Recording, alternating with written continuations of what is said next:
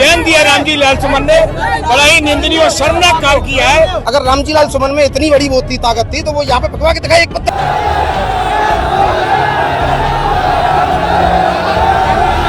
हाथों में लाठी, नंगी तलवारें जो हैं वो हवा में झूलती हुई नजर आ रही हैं। इस भारतवर्ष को भारत वर्ष बनाने के लिए राजपूतों ने सारी रियासतें कर दी दान। जब इस देश के लिए हम लोग लड़ सकते हैं तो अपने स्वाभिमान और सम्मान के लिए बिल्कुल भी नहीं झुकेंगे, बिल्कुल भी पीछे नहीं हटेंगे। कौन इसने चालू करिए, खत्म हम करेंगे, हमारे दादा का खून बहा। बना देंगे रामजी लाल सुमन को। कासिम से लेकर गौरी तक ठाकुर ने ही ललकारे थे। मर गए, मिट गए स्वयं, मगर दुश्मन गिन गिन के मारे थे। आगरा में करणी सेना के रक्त स्वाभिमान सम्मेलन में भारी हंगामा हुआ। यह सम्मेलन राणा सांगा की जयंती के अवसर पर आगरा के कुबेरपुर मैदान में आयोजित किया गया था,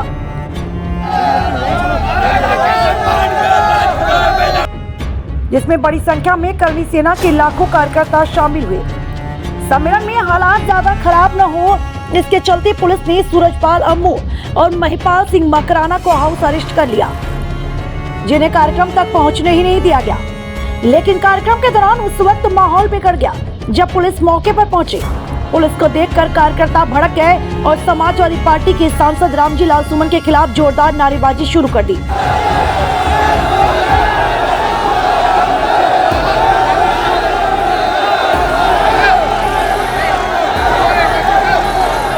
कौन इसने चालू करिए, खत्म हम करेंगे, हमारे दादा का खून बहा। बना देंगे रामजी लाल सुमन को। कुछ कार्यकर्ताओं ने तो पुलिस के सामने ही तलवारें और डंडे लहराए, जिससे स्थिति तनावपूर्ण हो गई। भीड़ के आक्रोश को देखते हुए पुलिस को पीछे हटना पड़ा। मौके पर एडिशनल कमिश्नर समेत अन्य वरिष्ठ अधिकारी भी मौजूद थे।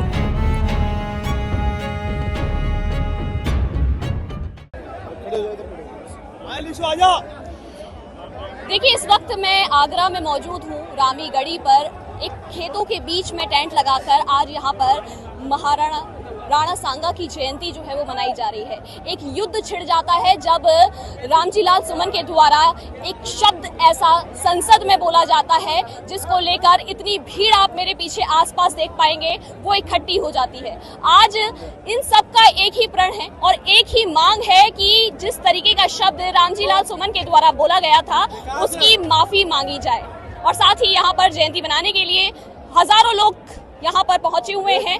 भीड़ एक बार मैं आपको दिखाऊंगी, लेकिन इससे पहले मैं मंच दिखा देती हूँ कि इस वक्त मंच के चारों तरफ आप देखेंगे कि टेंट जो लगे हुए हैं, उन टेंटों पर चढ़कर जिस तरीके से ये युवाओं का जोश यहाँ पर देखने को मिल रहा है, वो अपने आप में उसका शब्द कह पाना बहुत अलग बात होगी। जिस तरीके से मैं देख रही हूँ, यहाँ का माहौल बहुत अलग ही दिखाई दे रहा है। एक शब्द के लिए इतनी भीड़ आ जाना, जाने कहाँ से लोग आए हैं, क्या कहना चाहेंगे? देखिए, बात एक शब्द की नहीं है, बात है हमारे पूर्वजों की, जिन्होंने इतना संघर्ष किया है। और संघर्ष भी किसी एक जाति के लिए और उसके लिए नहीं किया। संघर्ष जब किया तो पूरे हिंदुस्तान के लिए, हिंदुओं के लिए किया, ठीक है। और आज एक बंदा जो ऐसे पद पे रहने के बावजूद भी और ऐसे शब्द बोलता है तो ये बर्दाश्त नहीं किया जाएगा, उसको माफ़ी मांगनी पड़ेगी हर हाल में। और उसके बावजूद भी जब उसके घर पे गए 26 तारीख को, तो वहाँ पे उसने गुंडे बुलवा के अपनी चौथी मंजिल से पत्थर फेंकवाए।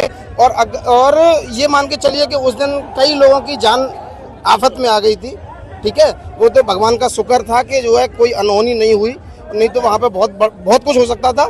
और उसके विरोध में आज ये सब प्रदर्शन आप तुम देख रहे हो। अब किसी की औकात है जो यहाँ पे एक पत्थर फेंकवा दे? अगर रामजी लाल सुमन में इतनी बड़ी वो ताकत थी तो वो यहाँ पे फेंकवा के दिखाई एक पत्थर, उसको पता चल जाएगी। क्या कह रहे हैं भैया? 80 घाव लगे तन में और फिर भी बताती मन में। मैं राणा सांगा जी की जयंती पे सत्संग नमन करता हूँ राणा सांगा जी को। और जो ये सुमन ने बहुत बयान दिया है, ये एक सस्ती लोकप्रियता पाने के चक्कर में इसने जो बयान दे दिया है, वही कहते हैं अब ईंट का जवाब पत्थर से देंगे। ये जैसा चाहेगा वैसे लड़ने के लिए तैयार है। हाथों में लाठी, नंगी तलवारें जो है वो हवा में झूलती हुई नजर आ रही है।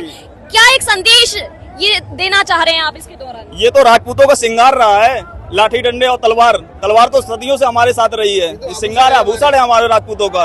और मैं तो यही कहना चाहूंगा, अभी तो ये बहुत ही कम संख्या है। हम लोग जब अपने तादाद में आएंगे ना तो जेल पाना मुश्किल नहीं है। जब कम कह रहे हैं आप, इसको कम कह रहे हैं। बहुत काम है अभी हम लोगों की। और मैं बोल दूं, जब इस देश के लिए हम लोग लड़ सकते हैं तो अपने स्वाभिमान और सम्मान के लिए बिल्कुल भी नहीं चूकेंगे, बिल्कुल भी पीछे नहीं हटेंगे। जिस तरह से लड़ने चाहेंगे उस तरह से लड़ लेंगे। हर तरह से हम लोग मजबूत हैं, हर तैयार हैं। क्या लग रहा है कितने लोगों की आज संख्या यहाँ पर देखने को मिल रही होगी लगभग? कम से कम 10-12 लाख लोग होंगे यहाँ पे। कहाँ से आए हो आप? मैं यूपी से आया हूँ, 84 हापुड़, जिला हापुड़। हापुड़ से आए हैं, क्यों आए हैं, क्या कारण है? अपने सम्मान के लिए, अपने पूर्वजों के सम्मान के लिए। मैं चार शब्द कहूंगा कि कासिम से लेकर गौरी तक, कासिम से लेकर गौरी तक ठाकुर ने ही ललकारे थे। मर गए मिट गए स्वयं मगर दुश्मन गिन गिन के मारे थे। अब मैं तुम्हें बताऊंगा सतयुग से लेकर त्रेता और उसमें क्या क्या हमने संघर्ष किए हैं, क्या क्या बलिदान दिए हैं। कि सतयुग में हरिश्चंद्र ठाकुर ने, हरिश्चंद्र जानते हो, हरिश्चंद्र राजा जो थे जिन्होंने एक वाल्मीकि के यहाँ पे अपने वाल्मीकि के यहाँ पे नौकरी करी थी और अपने बेटे का भी कर लिया था, अपने बेटे की चिता लगाने के लिए अपनी वाइफ से कर लिया था। तो मर गए मिट गए स्वयं मगर दुश्मन गिन गिन के मारे थे। सतयुग में हरिश्चंद्र ठाकुर ने मान सत्य का रखा था। त्रेता में रामचंद्र ने केवट को माना सखा था। केवट को तो जिसने राम जी को पार लगाया था उनको लास्ट तक उन्होंने सखा माना था। द्वापर में शांतुन ने भी मछुआर इनका उद्धार किया। पद दिया राजमाता वाला था, सच्चे मन से प्यार किया। आ जाओ अब कलयुग वाली बात सुन लो तुम। अब कलयुग चल रहा है ना, हर कोई हम पे बोल के चला जाता है। आ जाओ कलयुग वाली भी कुछ कथा कहानी सुन लो तुम। क्यों नहीं मरे प्यासे यदि रोका पानी सुन लो तुम। कहते हैं ना कि पानी रोक दिया था, ठाकुरों का कुआं था, पानी नहीं पीने दिया। तो मैं कहना चाहता हूं कि आ जाओ कलयुग वाली भी कुछ कथा कहानी सुन लो तुम। क्यों नहीं मरे प्यासे अगर रोका पानी सुन लो तुम। सैयाजी गायकवाड़ राज, नाम सुना होगा तुमने। सैयाजी गायकवाड़ राज ठाकुर कुल के सिर मौन रहे। शासक वे रहे प्रजा, बहुत लंबा लिखा हुआ है। शासक वे रहे प्रजा वत्सल, चर्चे उनके चहुं ओर रहे। 2 लाइनें हो रहे बस। दे दिया अकूत खजाना जब, दे दिया अकूत खजाना जब, तब भीमराव पढ़ सके सुनो। आज कहते हैं ना कि भीमराव ने ये लिखा वो लिखा, और उनको पढ़ाने वाला कौन था? सैयाजी गायकवाड़ ठाकुर थे वो। जब उन्होंने दे दिया अकूत खजाना जब, तब भीमराव पढ़ सके सुनो। ठाकुर की ही कृपा रही अपना भविष्य गढ़ सके सुनो। कब से लिख रहे हैं? वरना जैसे 13 बच्चे गुमनाम हुए अंधियारों में, इनका भी हाल वही होता, खो जाते कहीं जवानों में।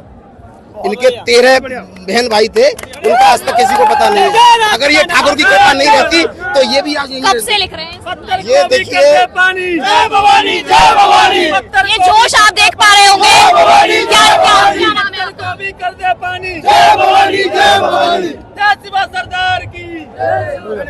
क्या नाम है आपका?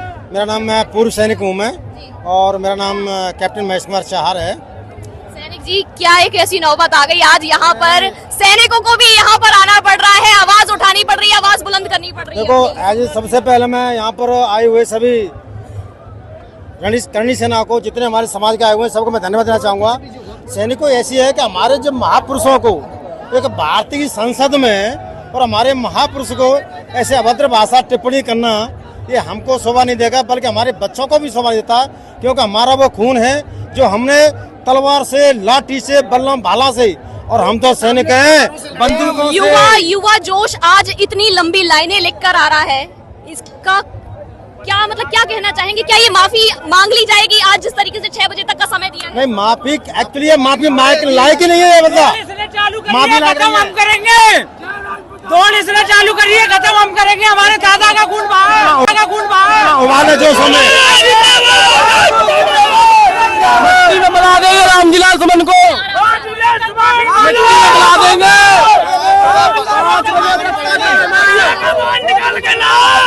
मिट्टी में मिला देंगे। ये देख पा रहे हैं, ये जोश कह सकते हैं या ये आक्रोश भी कह सकते हैं। आज यहाँ पर हजारों की तादाद में युवा जो है, युवा शक्ति यहाँ पर खड़ी हुई है। मंच पूरा भरा हुआ है, मंच को चारों ओर से घेरा हुआ है। वहाँ पर वो इस वक्त मौजूद है जब यहाँ पर अभी कुछ दिन पहले रामजीलाल सुमन के आवास पर जब लोग पहुंचे थे और उन पर जो जिस तरीके से सोशल मीडिया के दौरान देखा जा रहा था, कोई चीज बताता हूँ, वो वहाँ गलत दिखाया गया। रामजी लाल, लेकिन आरोप तो आप लोगों पर रामजी लाल, लगाया जा हाँ रहा वही मैं कह रहा हूँ ना, जब कोई बंदा कुछ नहीं करता है ना तो आरोप उस पर लगते हैं, और जो करके चला जाता है अच्छा, सोशल मीडिया पर एक बात चल रही है, एक मिनट, सोशल मीडिया पर चल रहा है, मीम्स चल रहे हैं कि टमाटो केचप का यूज किया गया था, उस पर आपका क्या कहना है? मैं कहना चाहता हूँ, मैं कहना चाहता हूँ कि जो पुलिस के चोट लगी, जो पुलिस की वर्दी पे खून बहा, क्या वो भी केचप था? क्या वो भी केचप था? मैं पूछना, क्या वो भी केचप था? क्या जो पुलिस के इंस्पेक्टर दरोगा के जो उनके सिर फटे, यानी आप कह रहे हैं कि अफवाहें फैलाई गई थी? इस भारतवर्ष को भारतवर्ष बनाने के लिए राजपूतों ने सारी रियासतें कर दी दान, और कभी भी सम्मान में कुछ नहीं मांगा, और आज वो संसद में खड़े होकर कहते हैं गद्दार। ये शब्द सही है? वो हमारे लिए कुछ नहीं, ये सब सही है। 100% जो बाबर को अपने बाप मानेगा, जैसे को तैसा ही देना। औरंगजेब गर्व से कहो हम हिंदू हैं। देख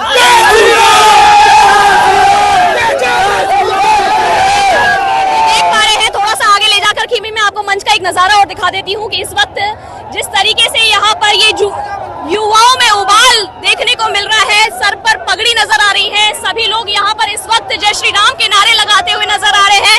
करनी सेना यहाँ पर मौजूद है, खुद सूरजपाल अम्मू यहाँ पर आए हुए हैं, और भी बहुत सारे लोग जो है वो यहाँ पर नजर आ रहे हैं, और मंच को तो आप देख पा रहे हैं कि जगह कहीं से दिखाई नहीं दे रही। क्या कहना चाहेंगे जिस तरीके से यहाँ पर आज ये भीड़ इकट्ठी हुई है? एक तरफ तो जयंती का नाम लिया जा रहा है, एक तरफ लोगों में आक्रोश देखने को मिल रहा है। राणा सांगा कोई एक जाति और किसी धर्म विशेष के नहीं थे, वो संपूर्ण समाज के युग पुरुष थे, युग पुरुष। उस युग पुरुष के खिलाफ इन्होंने जो बयान दिया रामजी लाल सुमन ने, बड़ा ही निंदनीय और शर्मनाक काम किया है। राजपूत का रक्त अभी मरा नहीं है, राजपूतों की सजा से नहीं है, पर पार्टी खून दिया है मगर नहीं दी है माटी। स्वाभिमान और सम्मान के लिए हम लोग अपना बलिदान दे देंगे और एहसास करा देंगे रामजी लाल सुमन को कि जीवन में कोई दूसरा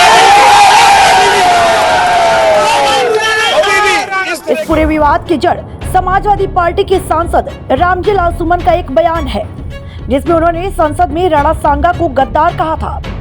उन्होंने कहा था कि राणा सांगा के बुलावे पर ही बाबर भारत आया था और उसने इब्राहिम लोदी को हराया। इस बयान से करनी सेना के सदस्य भड़क उठे।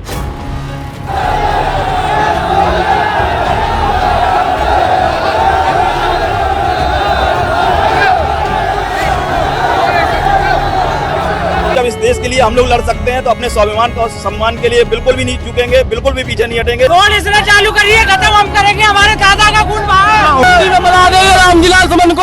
कहता गोली मार देंगे, कोई कहता हड्डियां तोड़ देंगे, कोई कहता कान काट लेंगे, नाक काट लेंगे, जीभ काट लेंगे। तो मैं समझता हूँ खुफिया तंत्र के मार्फत और सोशल मीडिया के मार्फत ये सब जानकारियां प्रशासन को है, और मैं समझता हूँ उसी दृष्टि से प्रशासन ने यहाँ पुख्ता इंतजाम किया। प्रशासन का ये पुख्ता इंतजाम है तो आपको भी अपने बाउंसर्स बुलाने पड़े? नहीं, ऐसा है कि आप लोग जानते हैं, जब ये सब 21 मार्च को मैंने संसद में कहा था, और उस समय सबसे पहले हमारा जो फर्ज था वो ये था कि राज्यसभा के सभापति उपराष्ट्रपति जी जो हमारे सदन का संचालन भी करते हैं और हमारे संरक्षक भी हैं, सबसे पहले मैंने उनसे आग्रह किया था कि स्थिति ये है, मुझे बराबर धमकियाँ मिल रही हैं। कुल मिलाकर के सुरक्षा के लिए जिन जिन स्थानों पर हमें संपर्क करना चाहिए था, धमकियों के बाद हमने संपर्क किया, और आज तक कोई सुरक्षा व्यवस्था हमारी सुनिश्चित नहीं की गई। उसी के मद्देनजर ये सब व्यवस्थाएं की गई हैं। करनी सेना अभी भी माफी की मांग कर रही है और उन्होंने मुकदमा वापस लेने की मांग की है, साथ ही आपके बेटे पर और समर्थकों उनकी जो मांगे हैं, वो उन मांगों के लिए मेरी प्रार्थना है कि योगी आदित्यनाथ और नरेंद्र मोदी जी से संपर्क करें, क्योंकि उनकी मांग जो है, उनका रामजी लाल सुमन से कोई संबंध है नहीं।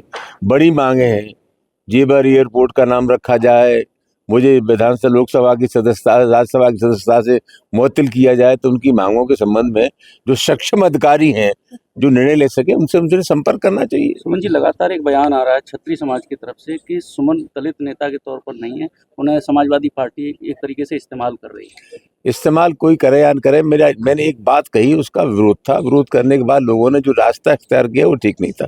मैं तो सामाजिक सद्भाव के पक्ष में हूँ, और 50-55 साल की राजनीति में मैंने कभी ये इस तरह की राजनीति नहीं की। मैं तो सबको साथ लेके चलने वाले लोगों में से हूँ, और मेरी कोशिश ये रहती है कि किसी भी कीमत पर समाज में तनाव पैदा हो। मैं अभी भी इस बात का पक्षधर हूँ कि ये तनाव समाप्त होना चाहिए। सर, समाजवादी पार्टी ने भी पैदल मार्च करने के लिए प्रशासन से अनुमति मांगी थी, अनुमति नहीं दी गई, लेकिन करनी सेना को ने करणी सेना को अनुमति दे दी। समाजवादी पार्टी की जिला और शहर कार्यकारिणी की बैठक हुई थी। उस बैठक में निर्णय लिया था कि 12 मार्च को पार्टी के कार्यालय से लेकर महात्मा गांधी की प्रतिमा तक मार्च करेंगे। प्रशासन ने आग्रह किया था कि जब एक बड़ा प्रोग्राम हो रहा है तो ये फोर्स डाइवर्ट हो जाएगा। ये जो हमारे पास तंत्र है और हमारे पास जो पुलिस वगैरह है, इसके लिए एक जगह ही शक्ति का इस्तेमाल हो ज़्यादा अच्छा है। और उस समय आप मेहरबानी करके शांति मार्च को स्थगित कर दो तो ज़्यादा अच्छा है। 19 को अखिलेश यादव के आने की सूचना है क्या? पक्का है 19 यादव को अखिलेश यादव भी आ रहे हैं। मैं पार्टी के संपूर्ण राष्ट्रीय नेतृत्व का और अखिलेश जी को धन्यवाद देता हूँ कि जो कुछ यह स्थिति है उसमें पूरी तरह वो हमारे साथ हैं। हमारी हौसला अफजाई करने के लिए अखिलेश यादव आ रहे हैं। युवा राष्ट्रीय अध्यक्ष उपेंद्र राणा ने ऐलान किया कि अगर शाम 5 बजे तक मांगे पूरी नहीं हुई तो शक्ति प्रदर्शन होगा। सपा संसद भवन तक मार्च करेगी। उन्होंने शपथ ली कि 2027 में हम सपा का बहिष्कार करेंगे, वोट नहीं देंगे।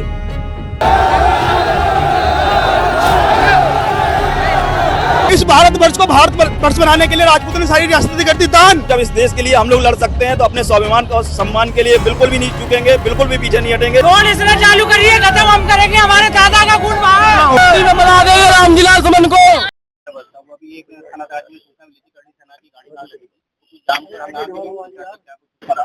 देखिए, सूचना हमें मिली है और क्योंकि काफी भीषण गर्मी है और जो आयोजन का हम लोगों ने परमिशन दिया है उसमें स्पेसिफिकली क्लॉज भी मेंशन्ड है कि गर्मी की व्यवस्था आप स्वयं करें, पानी की व्यवस्था भी स्वयं करें। इसके अतिरिक्त हमने फायर टेंडर सारे स्ट्रेटेजिक लोकेशन पे पहले से प्लेस किया हुआ था, तो आग की सूचना पे तत्काल फायर टीम ने जाके इसको रिजॉल्व कर लिया है और इसमें लगातार हम नजर बनाए हुए हैं। ये काफी गर्मी है, इसमें गाड़ी का जो मूवमेंट है उस वजह से इसमें आग लगने के बारे में बताया जा रहा है। सिटी जोन में ही थाना है तो कहीं ऐसा सिटी में आने की नहीं, ये अभी क्योंकि कार्यक्रम चल रहा है और ये कार्यक्रम स्थल की तरफ सब लोग जा रहे थे और किसी भी तरह से किसी को नहीं रोका गया है। सब लोग कार्यक्रम स्थल पे जाएं, वहाँ पे संवैधानिक तरीके से अपनी बात रखें, तो इसके लिए हमने पूरा परमिशन दिया हुआ है। ये जो आग की घटना है ये बस एक गर्मी काफी क्योंकि पड़ रही है, आगरा वैसे भी अर्धशुष्क प्रदेश में आता है, उस वजह से लगी है। उसको तत्काल CFO ने स्वयं जाकर के इसको बुझाया है और उसको रिजॉल्व भी किया।